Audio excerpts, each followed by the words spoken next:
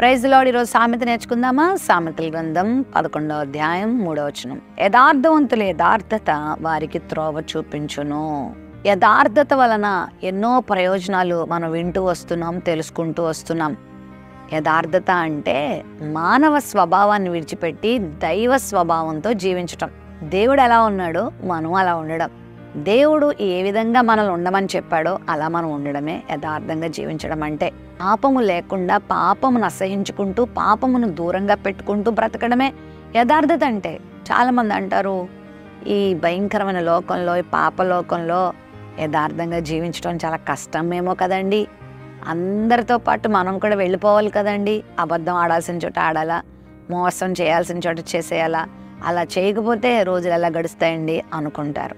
Bible గ్రంథంలో చాలామంది యథార్థంగా జీవించారు, వాళ్ళే నష్టపోలేదే. దేవుడు వారి పక్షంగా ఉన్నాడు. యథార్థవంతులు యథార్థత వారికి త్రోవ చూపిస్తుందంట. నీవు జీవితంలో ముందుకు వెళ్ళడానికి, నువ్వు జీవితంలో ఉన్నత శిఖరాలకు చేరడానికి నీకు త్రోవ చూపించేది నీ యథార్థతే.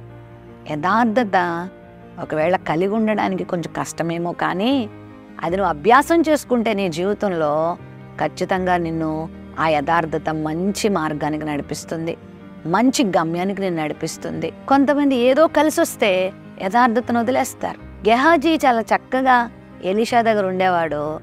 ఆ నయమాను తీసుకొచ్చినటువంటి ఆ బంగారానికి, ఆ వస్త్రాలకి ఆశపడి యథార్థతను వదులుకున్నాడు, తన మంచితనాన్ని వదులుకున్నాడు, తనకు దేవుడిచ్చినటువంటి ఆ స్థానాన్ని ప్రక్కన పడేసి అబద్ధం చెప్పి తెచ్చుకున్నాడు, కుష్ఠరోగాన్ని అనుభవించాడు. యోబు ఎన్ని అవమానాలు ఎదురైనా, ఎన్ని భయంకరమైన శోధనలు ఎదురైనా, కష్టాలు ఎదురైనా, పిల్లల్ని కోల్పోయినా, ఆస్తుల్ని కోల్పోయినా యథార్థతను మాత్రం వదిలిపెట్టలేదు, దేవుని వదిలిపెట్టలేదు, దేవుని నీతిని వదిలిపెట్టలేదు. భార్య అంది, ఎప్పటికైనా దేవుని దూషించవా నువ్వు, యథార్థతను వదలవా అంటే, దూషించను, దేవునికి వ్యతిరేకమైన పని నేనేమీ చేయనని యథార్థత కలిగి జీవించాడు, రెండింతలుగా దీవించబడ్డాడు.